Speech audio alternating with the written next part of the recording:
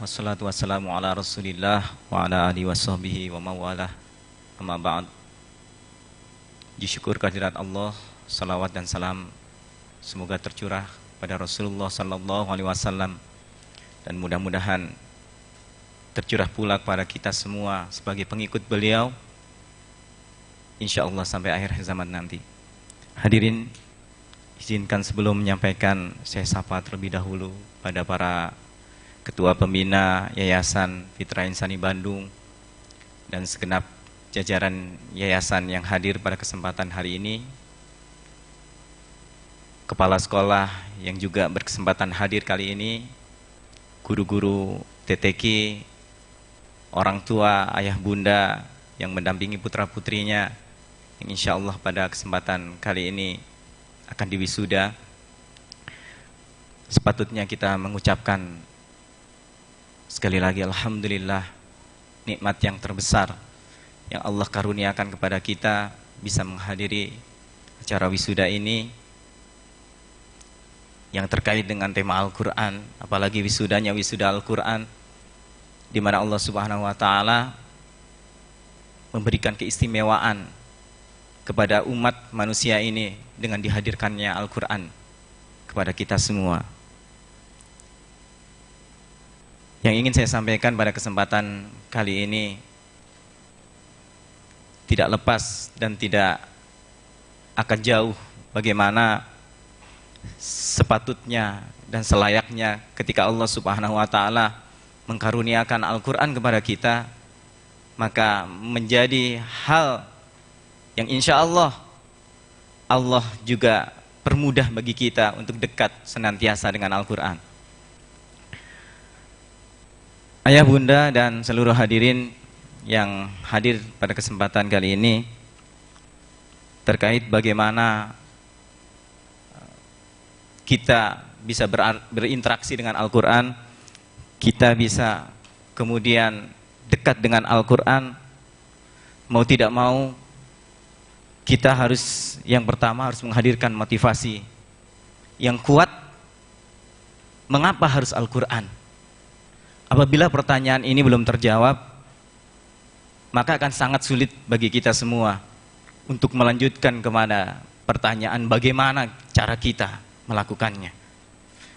Jika motivasi yang belum hadir dalam diri-diri kita, bagi ayah bunda yang ada di gedung ini dan juga yang ada di rumah masing-masing,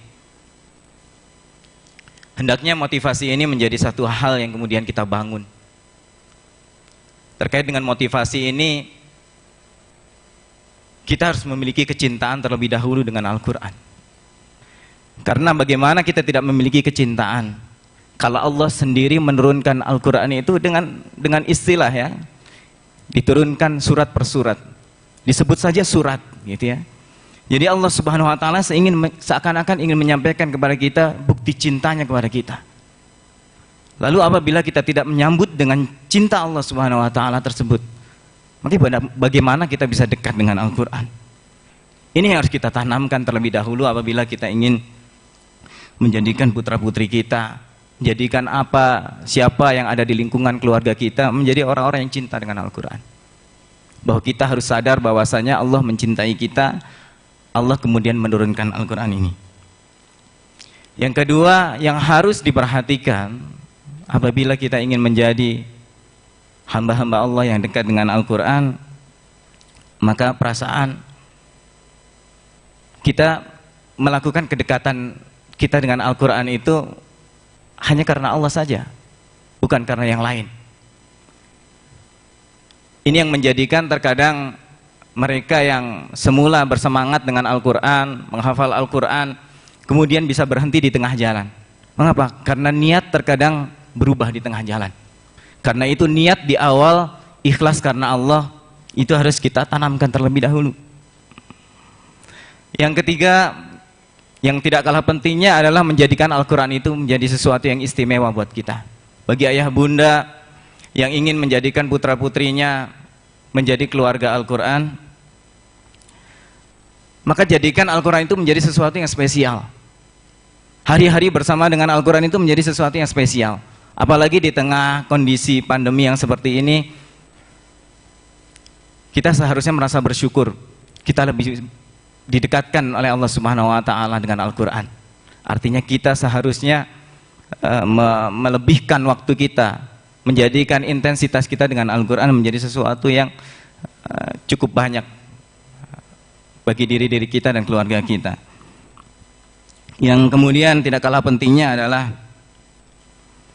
bagi siapapun yang ingin putra-putrinya untuk menjadi ahlul Quran, menjadi penghafal Al-Quran, maka tolong, satu hal ini penting sekali,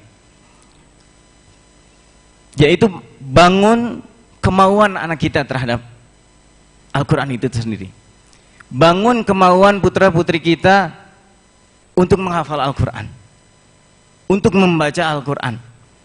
Karena kalau ini tidak dibangun di awal, maka ya yang lahir adalah waktu-waktu yang tidak bersama dengan Al-Quran. Bisa waktu-waktu untuk bermain, waktu-waktu untuk nonton TV, waktu-waktu untuk semuanya yang tidak ada kaitannya dengan Al-Quran. Kenapa? Karena putra-putri kita tidak dibangun perasaan untuk mau berinteraksi dengan Al-Quran.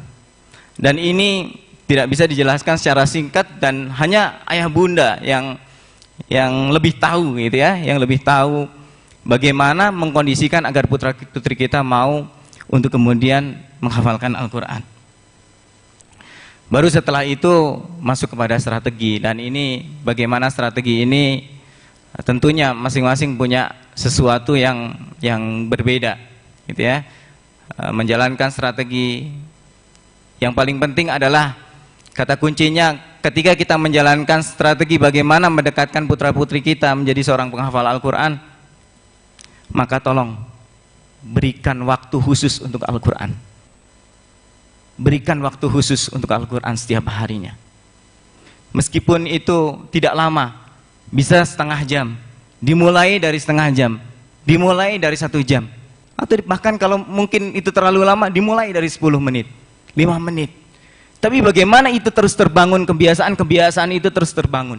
Itulah yang akan menjadikan keluarga kita, putra-putri kita, dan siapapun yang ingin dekat dengan Al-Quran, maka dia akan semakin lama membangun kebiasaan-kebiasaan dekat dengan Al-Quran. Ya. Ini yang terkadang menjadi sesuatu yang terlupakan, dan ingin saya tekankan pada kesempatan kali ini adalah bagaimana kita kemudian membayangkan diri kita suatu saat kita akan pulang. Dan insya Allah ini sesuatu yang pasti, bahwa kita akan pulang, semuanya akan pulang kepada Allah Subhanahu wa Ta'ala. Dan pertanyaan, apa yang akan kita bawa ketika kita pulang menghadap kepada Allah Subhanahu wa Ta'ala? Maka diri pribadi saya sendiri, kenapa saya kemudian memilih Al-Quran menjadi sesuatu yang prioritas di keluarga? Karena saya menyadari bahwa diri saya akan pulang, anak-anak saya akan pulang, semuanya akan pulang. Dan saya ingin ketika saya pulang, anak-anak saya pulang nanti yang mengantarkan dengan bacaan Al-Quran, mendoakan kami dengan bacaan Al-Quran. Dan mudah-mudahan nanti di akhirat mereka yang akan memakaikan jubah dan mahkota kebesaran buat kami karena kemuliaan Al-Quran. Dan inilah Allah Subhanahu wa Ta'ala katakan bahwa Al-Quran ini adalah amalan yang akan kita bawa sampai ke akhirat. Bahkan di surga nanti kita akan diminta oleh Allah Subhanahu wa Ta'ala membacakan bacaan Al-Quran kita. Karena motivasi-motivasi inilah kemudian saya memutuskan untuk kemudian memprioritaskan keluarga bersama dengan Al-Quran. Mudah-mudahan saya doakan juga siapapun yang hadir pada kesempatan kali ini menjadi ahlul Quran. Kemudian sama-sama kita nanti di surga berkumpul karena syafaat Al-Quran. Billahi taufiq wal hidayah. Assalamualaikum warahmatullahi wabarakatuh.